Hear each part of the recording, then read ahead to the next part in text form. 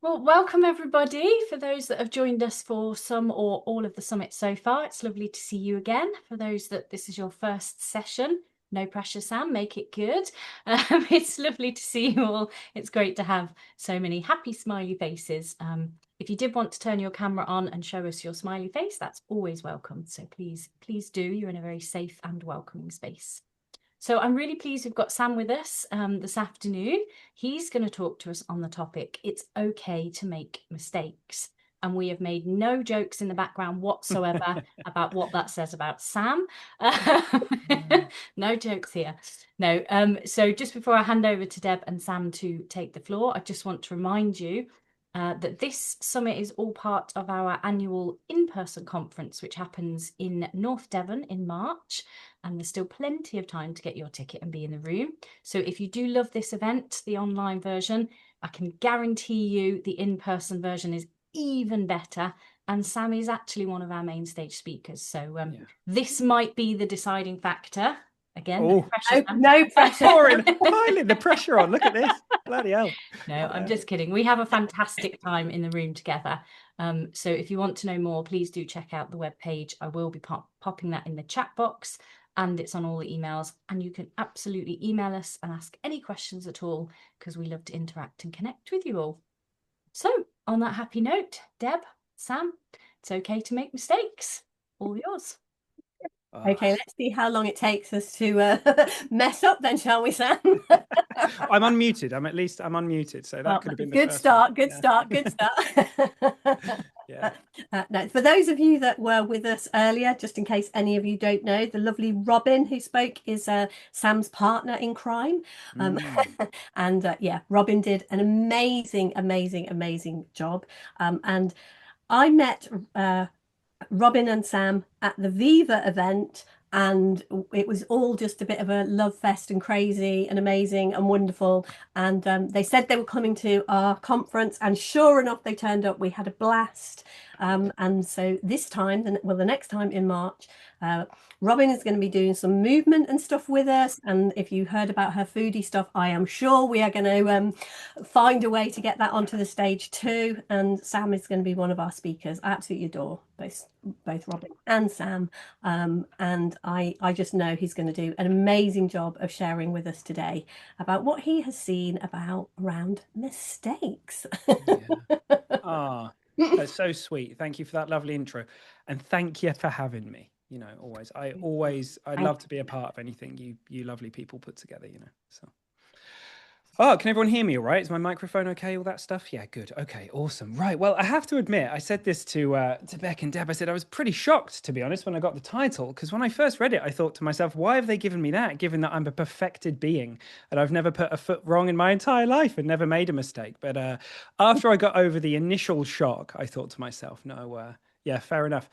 And I guess I didn't tell you this, Beck. I might get in trouble for this, but I've kind of I might need to change the title a little bit live to something more akin to mistakes don't exist or something like that. But we'll see, because I really liked the title, and then I thought I'll spring that on us all in the moment, because what I really want to do is bring we'll see how we go. We'll meander through a bunch of thoughts and whatever shows up in the moment, but we'll cover two or three potential frames for mistakes, one of them being that they're inevitable. Like, good luck trying not to avoid them, all that kind of stuff. Another one being that they're a learning, that there really is some power and insight within them, which I'm sure something that we've all come to see. And the third one being that perhaps they don't even exist, perhaps if we zoom out to an even more broader perspective and a broader level, perhaps perhaps they don't even exist, right? Yeah. I'm all full of energy. It's so lovely to see there's all these new faces and all that kind of stuff. And I really want to call it out because one of the mistakes that I've made many times in my life is trying to hide things or try to prove things. So like I've got all sorts of energy in my system because I love doing this, but I notice that my body usually does this. It usually throws a bunch of stuff up for me to feel when I'm talking. And I'm totally okay with that.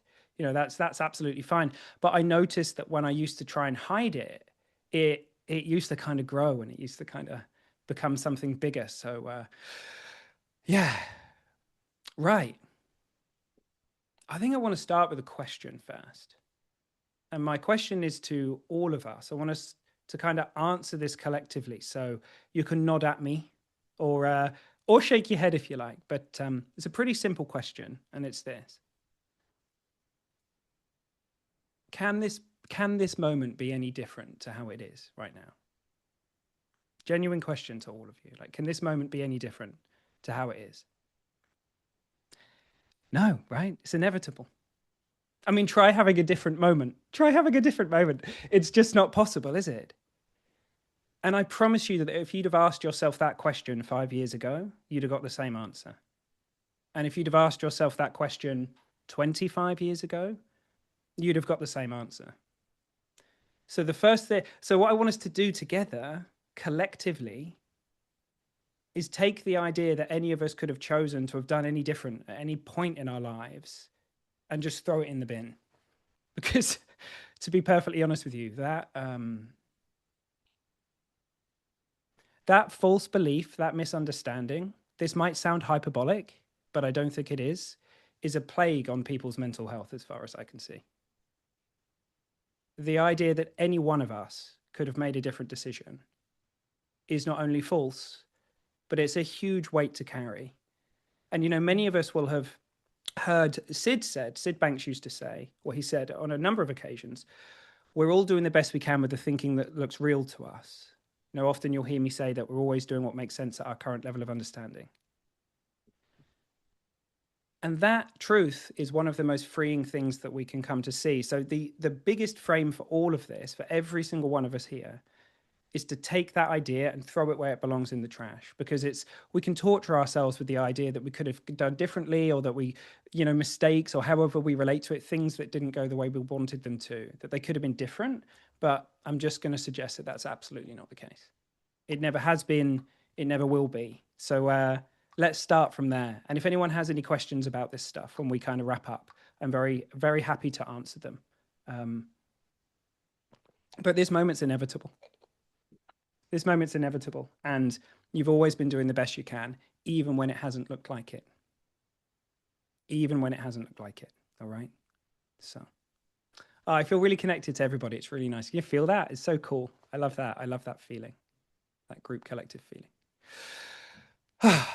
So, right, some of these frames I want to kind of share. I really want to kind of like I don't know, we'll see. I was going to say take you on a journey of my life. I don't know what's going to pop up. There's one story in particular that I want to share with you all around mistakes being inevitable. And I'm going to have to take you back sort of 12, 13 years ago to Poland, where is it? Maybe it was longer than that. It may be 14 or 15 years ago. However long ago it was, I'm a fresh new teacher. I'm in Poland. Okay, so I'm pretty green. I don't know what I don't know, but I don't know that I don't know that I don't know stuff. So I think I'm quite good in some ways. I think I'm not great in other ways. I've got some kind of, grasp of it, all that kind of stuff. And so I get thrown into this school in the middle of this backwater town in Poland called Bydgoszcz.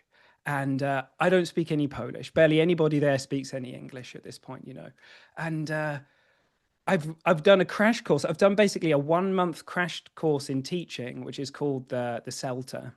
And I rock up and I'm there on my first day. And on my first day, we're going to this, they called them satellite schools. So we're driving to basically the middle of nowhere to teach some people in a secondary school in the middle of the Polish countryside. And I'm holding my box of teaching things in the car. And all the way there, I'm just praying that the car is going to break down, because I'm just thinking, so how the hell am I going to get through this? I have no idea what I'm doing. I don't know how to teach. I literally don't have a clue. Like, what on earth am I going to do? Anyway, I get there. And it goes okay. And thankfully, these teenagers that I'm teaching, they're pretty good. They have a better idea of English grammar than I do at this point. So they're very kind. They either didn't notice and politely didn't tell me that I was terrible and making mistakes left, right, and center, or they really didn't notice and I did a great cover-up job. Either way, I'm grateful. I made it through unscathed. Okay. So I carry on like this for a few weeks and a few months. And then I have to have my first live observation. Right? Is anyone here, raise that, has anyone been a teacher and had an observation first time or anything like that? Yeah. You remember what that feels like? Oh my, I was absolutely packing it. I was just not in a good way about this thing. Anyway, I get in there, okay? and I teach what I think is an amazing lesson. So there, yes, well done. You've absolutely smashed it. You've got away with this one. This is fantastic. And I walk out and I'm all chuffed with myself, and I think everything's going fantastic. And I go down to get my feedback. Probably the next day, they do like a 1 hour's kind of. They were a great school. They did a lot of training. Okay, but we go and do this 1 hour or so feedback session, and it turns out that I didn't really know what I was doing. And it turns out that I made a bunch of mistakes I didn't even know that I was making. It turns out that my internal, my inner knowing of grammar and all that kind of stuff, which is kind of inherent because I've grown up with English as a mother tongue, I'd made all sorts of mistakes and I'd done all sorts of stuff. And I have to be honest, it was really emotional in that moment because I knew that I was kind of out of my depth, and I knew that I had a lot to learn, but I really didn't know how much. And in that moment, it really felt to me that there wasn't any ground beneath me, and I was kind of falling, and I didn't know what to hold on to. Okay, so I really kind of fell apart and had a really powerful experience in that moment. But when I put myself back together again, I was left with, I don't know, 4 or 5 things that were profoundly helpful. I can't remember exactly what they were. Like, I even had a little piece of paper with like, these are your, the person who gave me the feedback was kind enough to give me what I think we always used to call a shit sandwich, where you basically tell someone something really nice, then you tell them, then you give them the shit bit, and then you tell them something nice again. So they'd kindly delivered me this shit sandwich, but with 3 or 4 things that I could kind of learn from. And I have to say, I genuinely think that that lesson, which was full of mistakes that I didn't even know that I'd made me into a great teacher. Because the shock of it and the realizations that I had really just put me into a different state of consciousness with it. I just suddenly, once I'd recovered from it and got over the kind of all the feelings, I realized, wow, yeah, there's so much more for me to see. And those lessons, although I've had a number, I don't know, I've lost count of the amount of observations. By the time I left that school, I was the assistant director of the school. New teachers would be coming in and out of my classroom like on a rotation. They wouldn't even tell me they were coming. They'd just come and sit at the back and observe my lessons and watch what was going on. And it just became so natural and so kind of just a really wonderful place to be. And I can see that I became a fantastic teacher because of all of the lessons where I messed up. It was just inevitable that it was going to happen. And I can probably count on one hand the amount of observations I've had where someone's come and gone, that was absolutely incredible, 10 out of 10. And it feels good. I was like, yeah, great. It's nice to get that kind of validation or to get that kind of feeling sometimes. But honestly, in terms of becoming an incredible teacher or becoming a good teacher, they weren't the ones that made the difference. They weren't the ones that made the difference. The same is true. I often sit in front of a lot of people when it comes to, many of you know I work in the addiction space, and I will hear people talking about all of their failures, that they can't string days together, that they're an F up, that they're completely, they're never going to get it. There's something wrong with them. They're the odd one out, and all of that kind of stuff.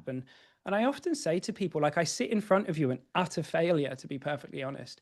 I failed so badly, so many times at stopping drinking, that success became the only available option left over. So I know, like, we have this kind of relationship to failing or making mistakes and this kind of stuff. I just want to really pull that into question. What if it's not like that? Because we think about progress as if it's linear, don't we? Right? Has anyone seen that meme where it's kind of like how you want progress to be, and then it's like how progress actually is, and it's just like this big squiggly line that goes all over the show? Yeah, that's what it's really like, as far as I can see.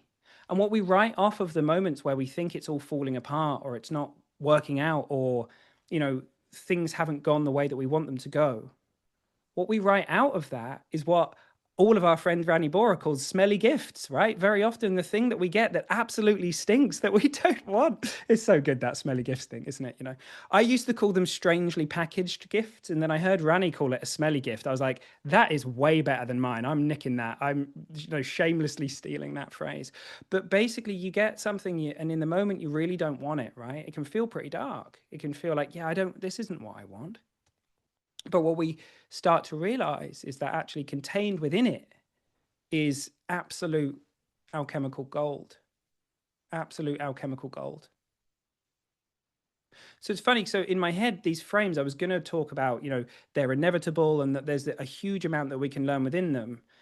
But it's kind of combined, right? Even the idea that we could go through life and avoid them, to me, seems like so much pressure, Like we'd have a laugh and a joke at the beginning of the call. But if I had come here petrified to make a mistake, running some kind of perfection framework, the pressure of that is insane, is absolutely insane.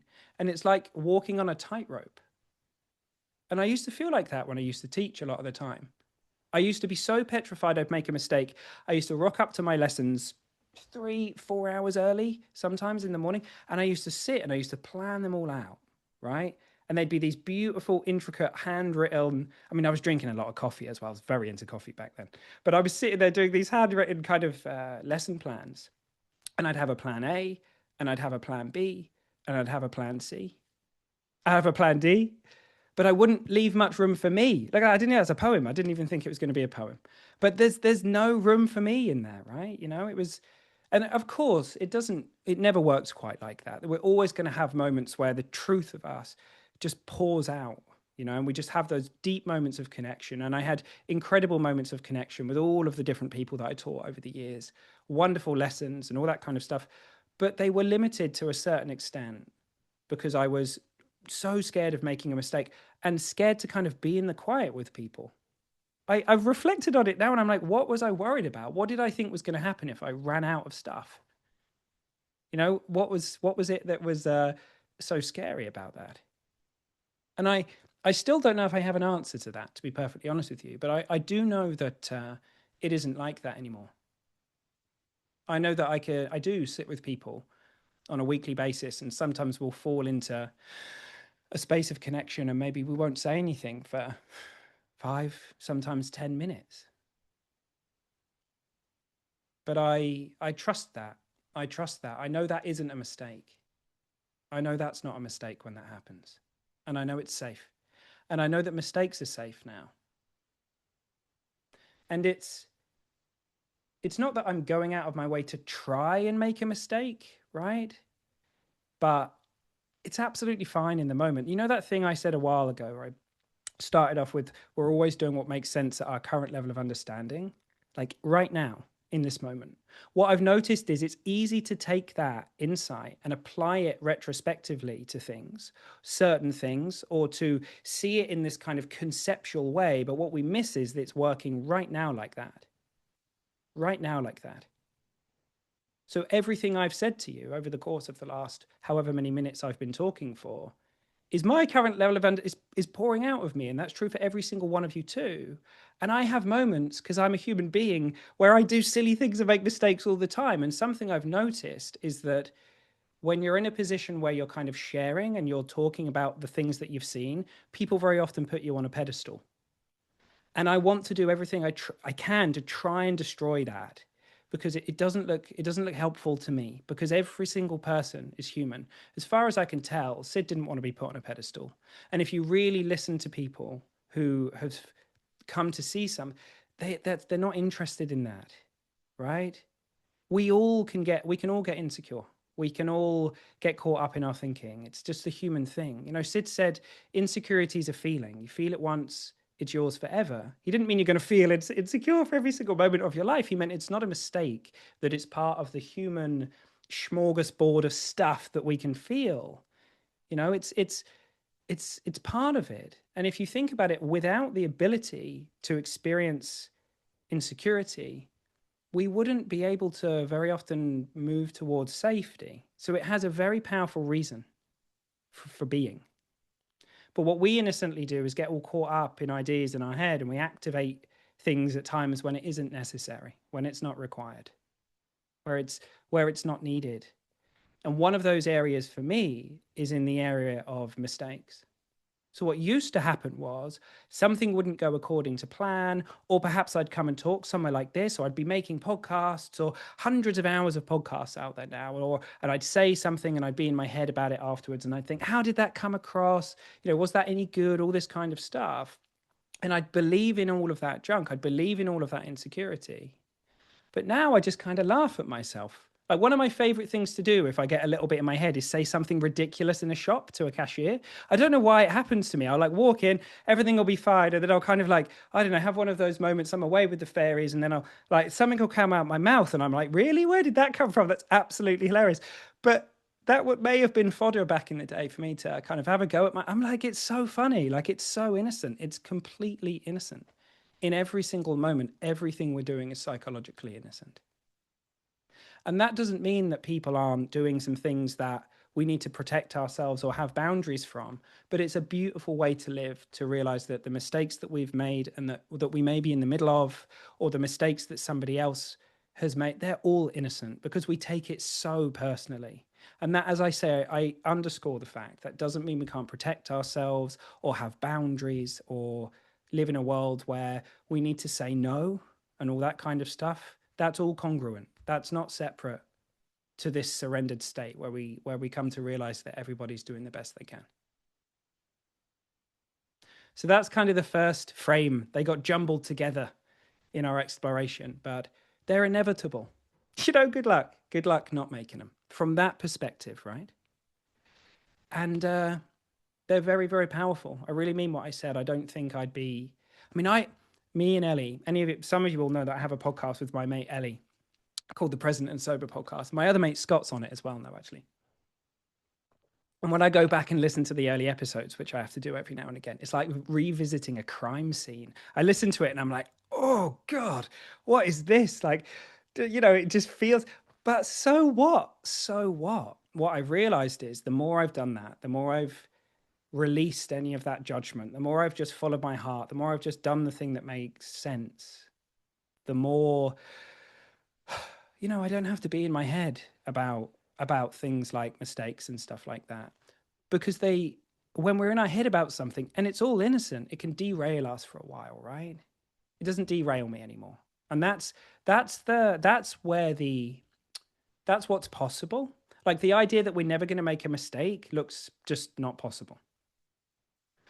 But what you can throw out is any of this holding on to the idea that we couldn't have done that we could have done something else, or that we're an absolute idiot for doing that thing, or whatever it is. All that's up for grabs. You don't have to hold on to that. You know, the human experience is fluid. It's designed to be fluid. But many of us have this experience where it doesn't seem like that, right? It seems like it's stuck, or it feels icky and sticky, and it's not going anywhere. What's up for grabs is all of the ways that we innocently hold on to experience. And there's many ways that we do it. Like, it's a metaphor, the holding on to it, holding on to thought, right? But one of the ways is judgment. We judge ourselves, or judge other people, or judge our experience as good or bad, or any of that kind of stuff. And it just hangs around a bit longer than it's supposed to when we do that. But the moment that falls away, it starts becoming fluid again. And I don't know how it is for anybody here, but to me, one of the most beautiful gifts of this understanding, of the principles understanding, is that we realize that, we come to see that. We come to see that experience is actually fluid, and it's designed that way. And so what we were throwing in the bin, if you like, was another way that we hold on to thought, all of these ideas that we think about the past and all this stuff. There's a beautiful quote from Oprah. I don't quote Oprah very often. Anyone who's been in my groups, there's a few of you here, you're going to smile because you're going to, oh, I know what he's going to say, but there's a great quote from Oprah. She said, forgiveness is giving up the hope that the past could have been any different.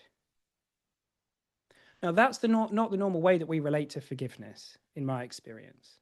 In my experience, we relate to forgiveness as something that's transactional, as in, if I repent for this thing that I did, then I can be forgiven. Or if somebody else goes through these trials and tribulations, then I'll let them off the hook and I'll forgive them, right?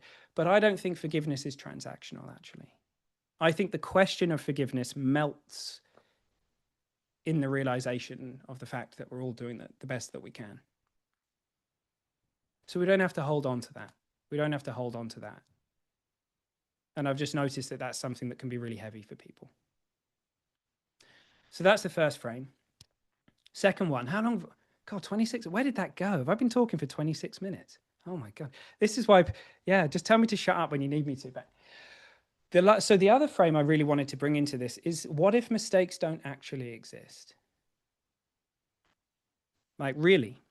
Because it seems to me that anything that's binary, anything that's dualistic is the mind. Okay. And I mean a personal mind, comparing and contrasting and saying, is it this, saying, is it that? So it says it's good or it's bad, it's success or it's failure. And it works in dualism. It works in pairs of opposites. I wrote a piece recently saying, you know, are we ever really off track, or are we just taking the scenic route? And I can see in my life, like, I took the scenic route quite a few times, you know, that's definitely the way that it went.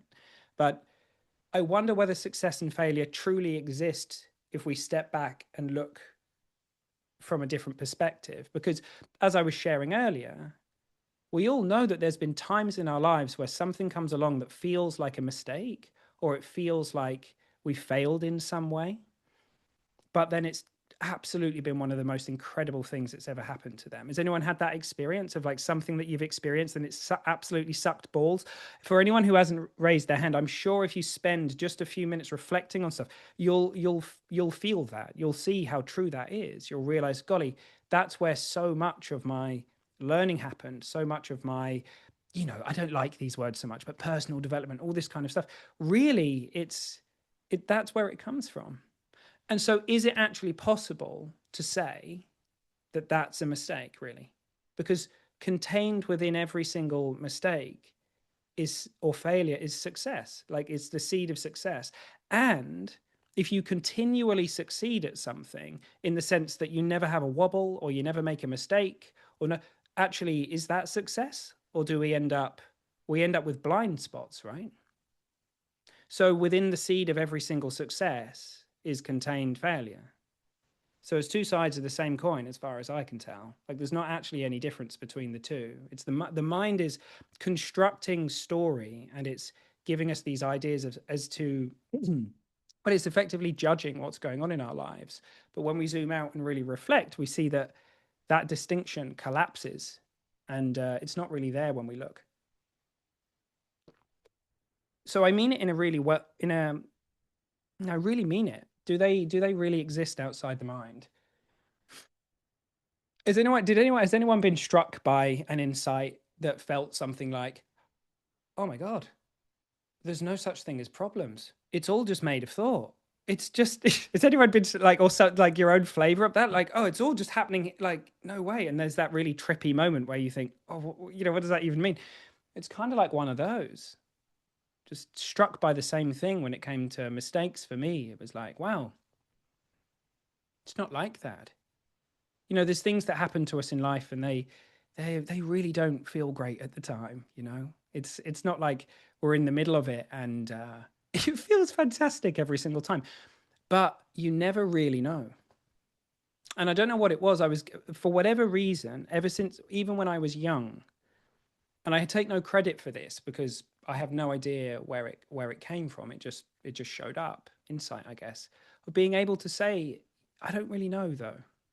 You know, something would happen and it would seem like it was all bad or all good, but there'd always be a part of me that was like, well, what if it's just, what if it's not like that? What if I don't have to hold it so tightly? Because otherwise we hold on really, really tightly to the things that we think are supposed to happen. And then we try and kind of, it's all the grasping and aversion stuff, right, that we get caught up in.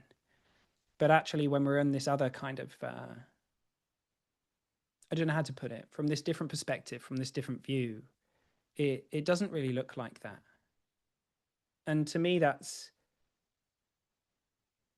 amazing. I mean, it's all thought, basically. That's another way of saying it. It's all thought, right? The mind might say it's this or it's that, it's a mistake or a failure. But there's a wisdom in you that I'm going to suggest maybe doesn't need to even see it in that way, right? Maybe that binary, maybe that way that we relate, you know, it depends. Like, some of you, this is why I wanted to bring some different lenses. For some of you, will be struck by one way of looking at things, and for someone else, they'll be like, I don't get it. That doesn't make sense to me at all. And there'll be a different way of looking into something, and it really does make sense, right? Because it's That's great. We're all just kind of seeing through our own internally generated goggles, you know, and that's just fine. But what if it actually isn't helpful? And I was on a call yesterday with some people I love very, very dearly. A few of them are here, and you know who you are. I love all of you, by the way, but these people happened to be there yesterday on this call. And what struck me was what we're up to in terms of connecting to the truth of who we are and living an inspired life, or however you relate to it, is looking in a direction, right? We're not going for perfection. We're looking in a direction. And what I've noticed is that when we're looking in a direction, there's wisdom in that. It's light. Okay. And we can move through, and we can be moving in the direction that we want to go in. And sure, sometimes we might take what seems like a wrong turn. Sometimes everything looks like it's going hunky-dory, and then out of nowhere something happens. Sometimes it's the other way around. It looks like everything's going, the shit's hitting the fan, and then we find out that we've actually just been covered in fairy dust. It doesn't, it just, you know, we don't really, it doesn't matter. We don't have to cling so tightly. But in a perfection way of relating to it, which is what I used to do a lot of the time, that's ego. And I don't mean that in a judgmental, egotistical sense. I mean it in a description of, we feel like we're separate when we're going for perfection. Because if you think about it, in order to say that you want to be perfect, what are you comparing yourself against? You're constantly comparing yourself against an ideal, aren't you? Right? You have to have something in order to compare it against. So you get locked into that mode of being where you're constantly trying to, you know, live up to a certain thing and all that. And it's like the horizon. You know, the problem with comparing yourself to an ideal is you think you're getting there and it vanishes into the horizon again, because what does it even mean? What does it even mean? Right? And so that's tight. So when we're going in a direction, it's light. And when we're looking towards perfection, it's really tight. And it feels tight to wear that. And as I say, it's totally innocent. And I've did all of this, all of this stuff that I've been talking about is shit that I have done in my life. So I'm not going to sit here and say that I see those things as mistakes, but they're all things that, you know, I've been up to. And I remember I was having just a quick reflect this morning before we got on the call, and I was thinking, what are some of the things that I could share that have really touched me? And I totally forgotten that this had happened.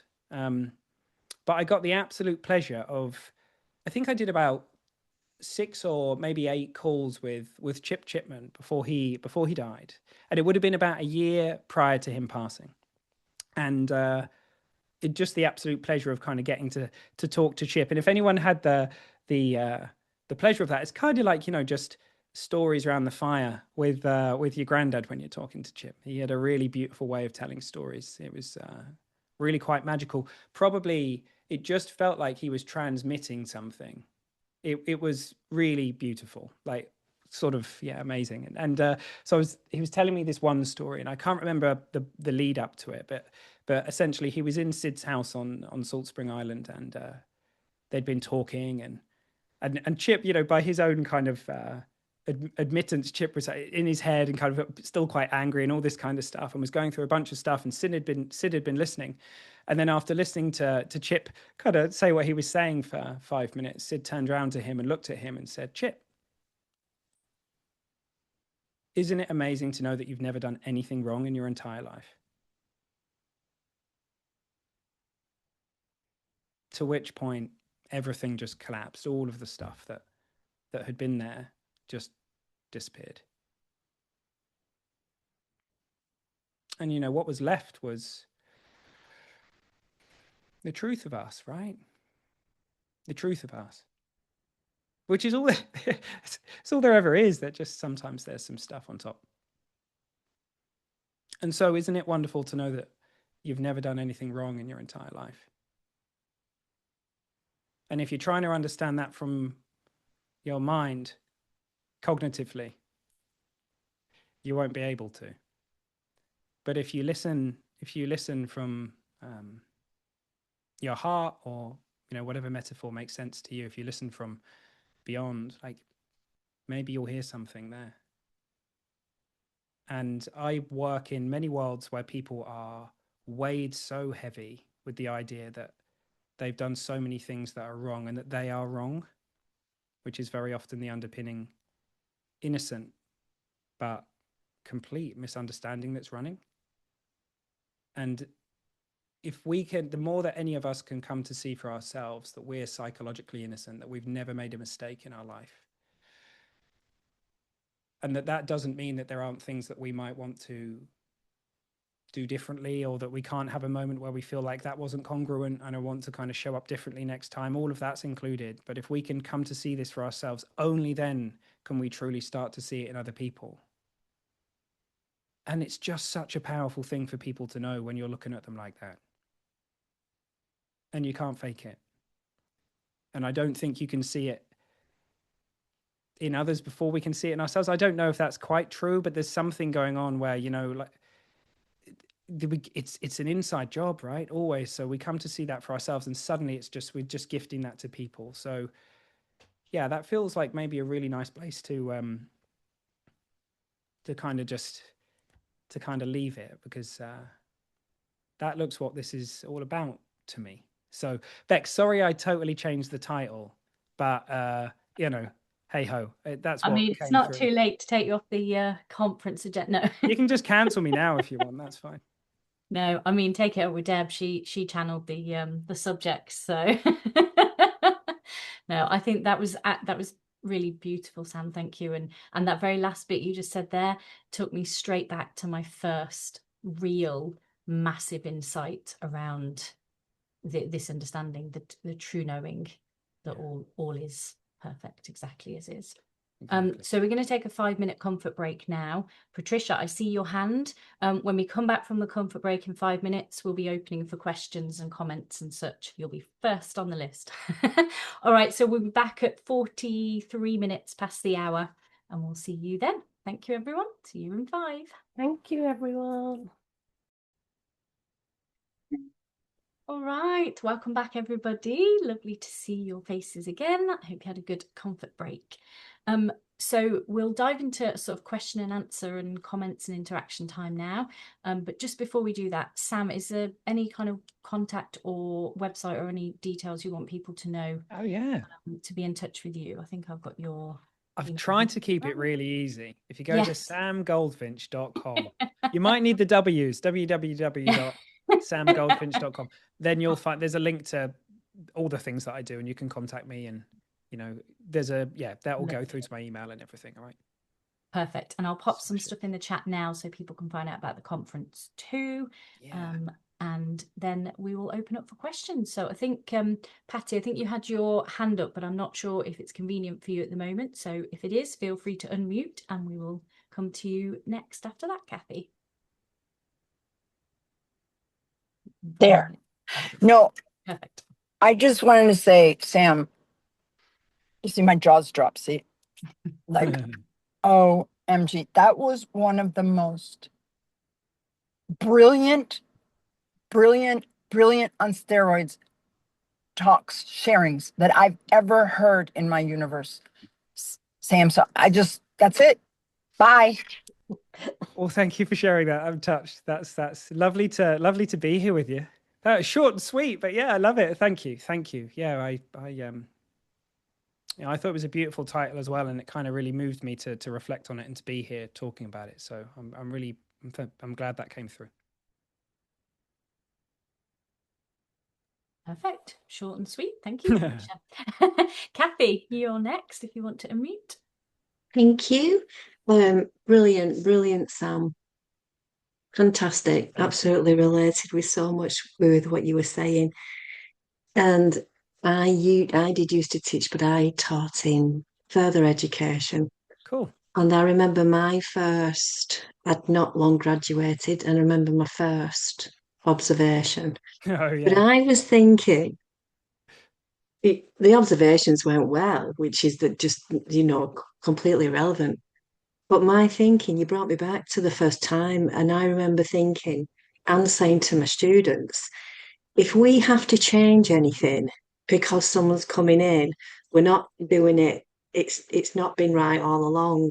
Meaning we don't have to change anything. We don't have to change anything. We just keep going as we've you know, which was really helpful actually. Mm. It was really, really helpful. Yeah, it's funny because if I'm understanding you right, like for me, it was kind of for whatever reason, it was like being in a straitjacket. Yeah. Took me a while to realize, turns out you can't teach so well in a straitjacket. Who knew, right? So it's Ah! Correct. life's easier when you're not all bound up. Correct. Yeah, yeah. I Yeah. love that. I love that. It's beautiful to know that. It's beautiful to yeah, awesome. Yeah. You just don't have to change anything. And it's, yeah, because people get really whipped up knowing either Ofsted's coming in or it's primary, secondary, further ed. And it's like, well, what have you been doing all along? Should be just, But it's brilliant, Sam. Loved your insights Oh, I'm and glad. listening to your experiences. Yeah. So thank you so much. Thanks for being here. Yeah. Yeah, it's lovely to be here.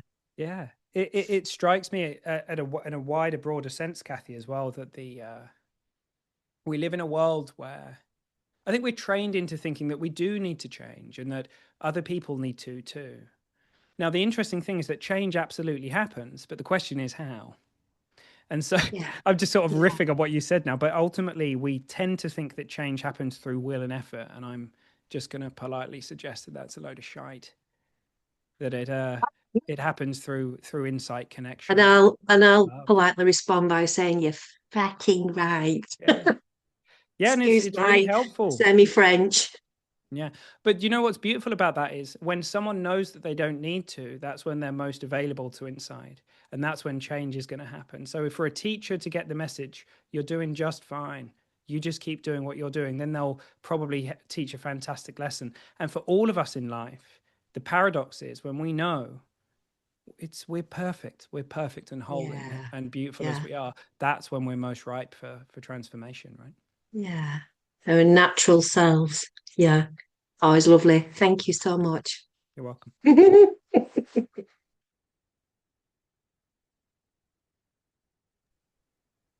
Any other questions, anyone, or comments? And if not, I've got something to say. It's lovely to see so many faces. It is. It's nice to see. Yeah, it's lovely, isn't it? It's Yeah. I love this bit. It's even nicer in the room when you get to like squeeze people as well, because that comes as part of your conference ticket. I'm very excited, I have to say. Yeah, me too. Yeah. I'm just going to, kind of pick up almost from what Kathy said while we wait to see if anyone else has got questions. Before I kind of came into this arena, I worked in sort of psychotherapy. I did some work with clients, and this is not a commentary on psychotherapy. This is purely a commentary on me and my misunderstanding. But I used to, I used to go, when you're talking about teaching, both of you, and I used to turn up to my psychotherapy clients with a full written script. Yeah. And like you sort of said, Sam, that it was perfect. I mean, genuinely, word for word, if you read it, it was just beautiful. But the slight problem was that 3 lines into that script, the other human being in the room went off script very quickly. How could they? Honestly, Yeah. they need telling it's not okay to make mistakes. No, but what was kind of coming to me as you were both sharing there, and kind of the straitjacket analogy that you used, was how often since I've been in the principals world, I've had somebody in front of me and I've been talking, that because I'm so present to that moment, even if there's what we might have termed a mistake, if you like, what then shows up through me or through them is just beautiful. Like the possibility is so open and beautiful in those moments. And I love the fact that I have that contrast, like the kind of pre-principals Beck that had her script. That, I mean, I had no idea how I used to get through those sessions with people because I was terrified of saying the wrong thing, of them saying the wrong thing. And interestingly, even in the mix of that, I've got some very beautiful people that will still say now I had a real impact on them. So even in what would have been termed a mistake, a strict script, there was still something beautiful that was able to come through. And it really kind of reminded me then what you were kind of saying about. I love it. Yeah, you're right. I can remember when I first started, a good few years ago, my first ever business around alcohol was called the Sober Rebellion. And I used to have like things we'd cover and toolboxes. It was very kind of, you know, here's some stuff you can take around with you, tips and tricks and practices that you can kind of carry in. And then I started noticing that most of the very, very impactful sessions were the ones where I either didn't have time to plan or we went totally off piste and they massively threw a cut. And I was like, I literally don't know what to do. So I'll just have to be a human being and just kind of respond to what comes up, go figure, right?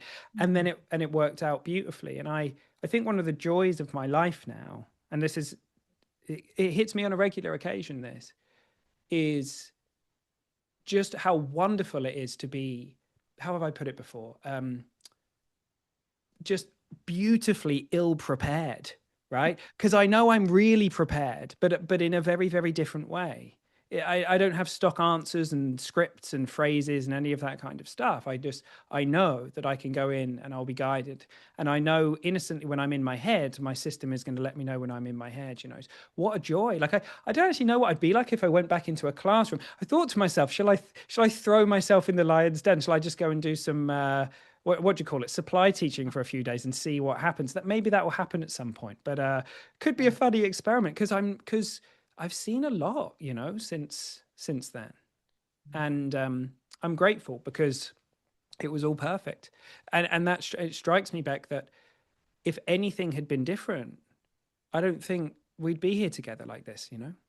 If I hadn't quote unquote totally lost my way with drugs and alcohol and gone into what a lot of people would see as something, you know, quite dark, I wouldn't have I don't think I'd be here talking in the way that I am. So was that a mistake? You know, was that, you know, or was it just kind of perfect?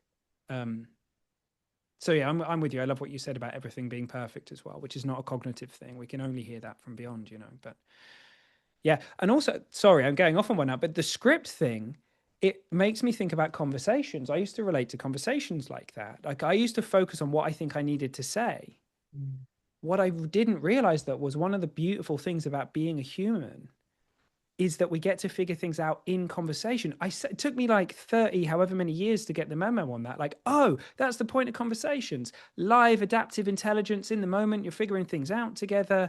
I used to think I needed to walk around with all those scripts you were talking about. Or if I felt like there was a difficult conversation, I need to really prepare myself for it or generate all this stuff innocently through thought and then walk in there. And as soon as somebody went off piste, it would, yeah, you know, sometimes it's kind of it's a high risk strategy that because sometimes when you're in that kind of way and you don't realize that there's something guiding you, sometimes you just let go of all of the crap that you've been holding on to and pure gold comes through.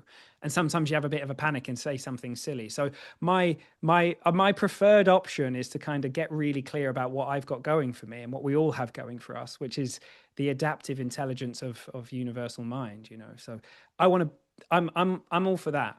I'll bet on that over Sam any day because Sam says all sorts of stupid shit on a daily basis, as Robin will tell you happily. You know? Yeah, absolutely. Thank you. Ellen, did you want to unmute and share? Ellen, hey. Hey, sorry that I have my camera off. It's quite early for me. Yeah, no But worries. I'm glad that we had a coffee and a beer and know each other Yeah, a little me bit. too. The timing of this was unbelievable for me. And I just want to thank all the beings who who gave Sam the title and you ran with it. I had a new client session recently, and she is completely married and anchored in her broken brain. And I can see how easy it was for her to completely misunderstand many of the things I was sharing with her, you know, because um, it's become rare that I have conversations kind of outside of our community or with people that don't have, you know, and I thought that I had shared enough with her that she had some understanding. Anyway, so the timing was so perfect, and in that kind of situation, it was so easy for me to see it as a mistake and see that I believed that I was responsible for someone else's experience, which I know can't be. Yeah, that it's funny See, I have this. I'm really lucky in that I have this big mix of people who are really in the kind of the principles community, if you like, and people that have, they wouldn't even have a clue what it is, and so it's such an interesting dynamic. So I really hear you, Ellen, because yeah, I know it's interesting how that can, but of course it's the same for everybody, right? As you know, it's just Yeah, absolutely. yeah. I'm Absolutely. really glad. I'm so glad that there was something of value in there for you, and I yeah, really really lovely to get to hang out with you recently as well, and I look forward to the next time. And I don't know if you caught yourself or if this is a familiar thing that you often say, but you said something about finding gold, Yeah. your gold. And do you like what a beautiful use of your name. Oh yeah, I hadn't noticed that. Yeah. Yeah. Like,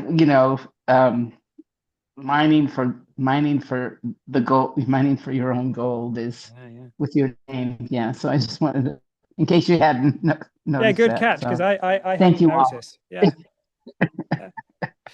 Oh, that's Yeah. cool. Thank you, everyone. I noticed there was a few comments back. I didn't know if had anyone asked the question. No questions, just a comment. A couple of people saying they having to leave.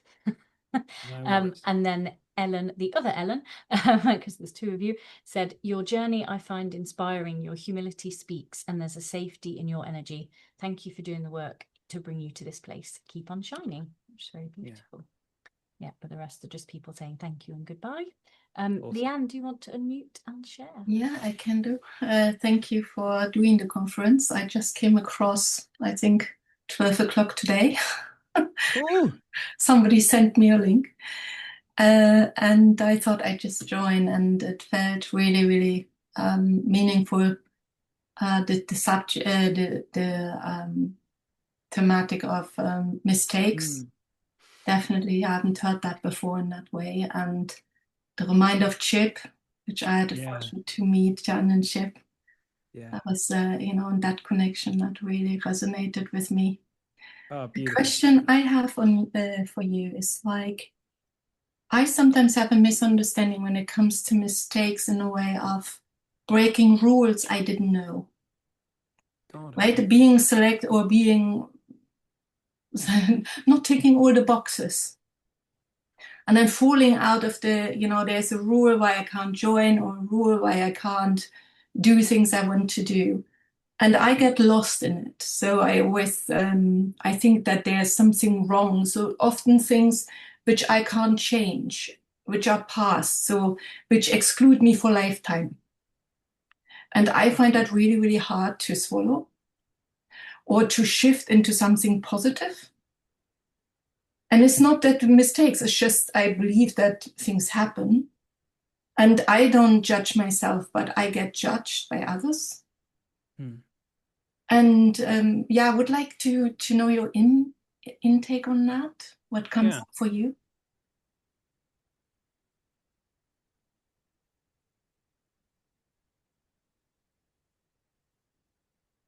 It seems to me, Leanne, that there's no exceptions to what I said at the beginning. Like, this isn't, so, when I said, this moment's inevitable, there's nothing that could have gone any different, all that stuff, we're always doing what makes sense. I don't mean that in a nice idea, but there's these exceptions here and there. I mean, in everything. So that might just be something to just sit with for a while, because it looks like it's an immutable, what Sid Banks would call a spiritual fact. So I'm going to suggest that there's going to be way more to see there, because it feels like you've seen a lot, but it feels like there's maybe just a few little hanging threads where it seems like maybe it could have been different, or there's still some kind of judgment in there around it. And it seems like for that to fall away, to see through that in the time that it does would be a real gift, So that kind of strikes me in this moment, that there's no exceptions in this. There's no exceptions in this. You said something interesting. You said I'd have to listen back to the recording, but I'm pretty sure you said breaking rules that I didn't know, or something like that. The first thing that struck me was, well, if you didn't know, how would you have known I just thought that was No, an I interesting didn't thing. know, but yes, so it's obviously I know that what I don't know I can't consider or Yeah. change and I don't even know if I would change, but I find myself sometimes in a situation where in hindsight it feels like the rules were there but hidden. Got it. Well, that may have been like that may be. Is this in a work? Is this sort of in a work environment, or do you mean more kind of metaphorically, or are there kind of specific kind of work examples It's or very something? specific. It's not work. It's in different like today, for instance, I give you an example. So today I called some people about health because I have some health issues, and they showed something which was really interesting for me. And because I have a past history of anorexia and bulimia, they wouldn't take me on because they don't want to trigger me and make it worse for me. But I don't have it for 25 years. So, and because I have that in my history, people wouldn't let me join audience. And I have that in different areas, and not job wise as well sometimes, but it is this kind of ways that like I can't, I can lie and not tell them in situation where it is. But why would I lie? I don't mind it. I recovered completely from it, but I still in that category of, I don't get a tick. And sometimes I find that upsetting, and sometimes it's okay, but how do you account for the difference between the two? Because that seems important to me. I think one is very heavy on the thought of that's unfair, or they don't even know me and judge me. So I find that it's that unfair, I think, or that I didn't know, Yeah, I mean, this would be, if we were in a kind of, I guess, in a situation where we could have like a longer conversation about this, there might be a few things that or sort of things that we could explore, but a couple of things strike me. One of them is just talking universally, and you've seen this, ultimately I'm going to suggest that those times where it's okay are the moments where okay, it is as it is. Like that's how it is. And the moments where you're kind of in any way innocently saying, oh, I don't want it to be as it is, then we suffer, like that's the mechanics of it, is that there's that kind of feeling a little bit, maybe there's that element to it potentially. Yeah, I guess that when I find that's okay, then I just see it as like, oh, life wants me to go somewhere else, or it's just not what happens right now for me. And it feels to me like we know when that what you just said, I love, and we know when those words are wisdom, and we know when those words are gaslighting. What I mean by that is you can tell, because people often say to me, if it's all thought, what grounds do I have? Where do I stand? Well, my assertion is yes, it's all thought. So it's possible that we can we can believe anything and experience it as true at the level of spiritual principle with our experience. But we have a guidance system in there that's letting us know because it feels good. And we know we know at some level when we're trying to tell ourselves something that we're not in alignment with. So I think you have a good read on that. It feels to me like I don't know, but the piece around judgment and things like that, that's just a direction to look in, maybe. Like people judge, like it's not even that people are doing it, it's minds judge. So if someone, and so I know on a daily, weekly basis, Leanne, I receive all sorts of judgments. It's funny, the first story, this is a true story, the first post I ever put on TikTok, and I don't really do this anymore, but I had to go at TikTok for a while. And I put this post out, and it was about alcohol, and it was about kind of my way of seeing things. And it went like mini viral or whatever. And so a few 100,000 people saw it. The first comment on it was, I'd rather be dead than be this guy. I read this comment. It's wild the amount of what people can be like, right? Because they're so caught up in their thinking, right? I read this comment, and needless to say, a fireworks display goes off in my internal world, and it's proper rock and roll, like sweaty palms, heart beating, like my body's really getting ready for a fight, right? but I knew enough not to really do anything about it. I love that Debs is laughing. Like it is quite, it tickles me as well. But so this huge thing goes off, and then I saw a few things, and it's interesting. I now know that very often, if I post something that's really speaking to truth, people will say things. There will be a mixture of people saying, "Best thing I've ever read. That's absolutely amazing," and there'll be someone on there saying, the complete opposite of that. Now, why do I mention that? And just generally on the judgment thing, we're going to live in a world where people's minds are going to have judgments. My mind has judgments, if I'm honest. I just don't listen to them. I don't pay attention to them. I know it's not the way to go if I want to connect with someone, right? So I just mention that because what it is that's going to be most helpful for any of us, you, me, is insight, is you coming to see something new. Whatever's going on out there in the world and what people think, and whether you've innocently and accidentally ticked a box, or whether someone's judging you based on something that happened 25 years ago or whatever, what looks most fruitful for me is the power of insight to change that so it doesn't look like that anymore. So the reason I asked you how do you account for those two differences? It's a feeling, always a feeling. I See. think I'm really good with the feeling, or feeling good or knowing the difference. I just get really lost in my thoughts.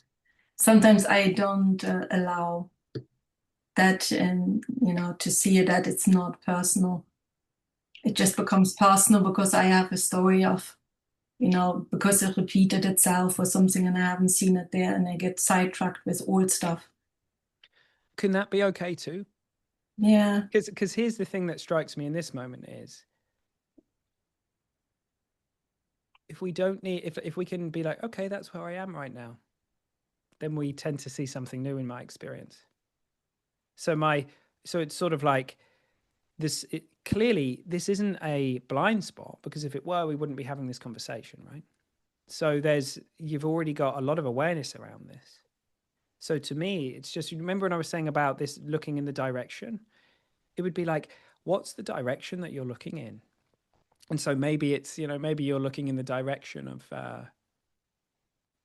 I don't know. That's maybe something. I don't want to tell you what the direction should be, like that, or could be. That's something for you to kind of reflect on. Like, what is it in this realm? Like, what is it that you'd really like to see? What is it that you'd like to see changing? All that kind of stuff. It's just the question to kind of sit with and be with, because that soft approach and looking in that direction, rather than trying to change your reactions and all of that kind of stuff, seems to be a very, very kind of I don't know, kind of fruitful way of going about it.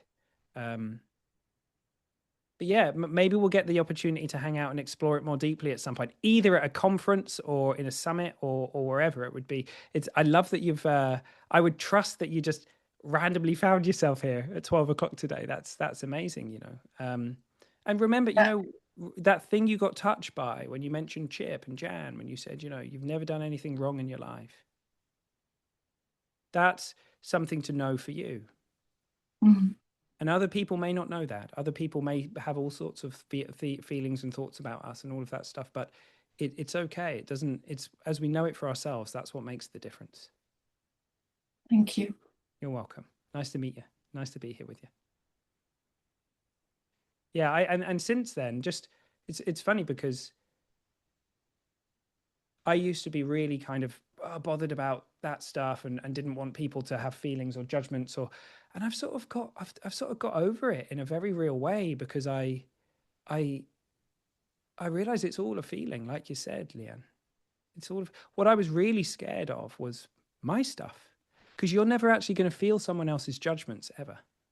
Now, you can walk down the street and come into contact with someone, and they could have all sorts of judgments and all sorts of stuff, and you're like, I don't even know this person. What are they even on about? Like, it doesn't have any kind of, and we might walk on down the street, but then somebody else could say the same things, and it could really feel to us, well, that's giving us information about what's going on for us, So when we're never ever going to feel somebody else's judgments. Our feelings can't travel into someone else's head. Our feelings can't travel. They can't travel into the past, because there isn't one. They can't travel into the future. They can't travel into someone else's head. My feelings can't do anything other than give me a live data, like a live in the moment feedback on what's moving through my internally generated reality. That's the only thing they're accurate for, which is very, very helpful information. Because in my experience, most of the time where it gets heavy and difficult is when we think they're giving us information about what's going on in somebody else's head, what's happening next Saturday, what happened, that trick, because it's such a easy trick to fall for, because it's a pretty powerful special effects department, isn't it? Right. So to me, it's not that's where the insight is. It's for us to see in our own way, whatever, it's something that makes a difference. It's not about trying to kind of escape and judge those things. So I think you're doing just fine. You just keep looking in the direction, and we can yeah, I hope we get to check in about it sometime. Thank you. You're welcome.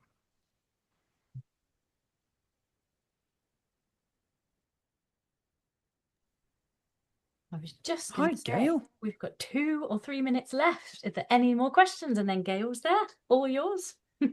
Nice to see you. Yes, and you. I'm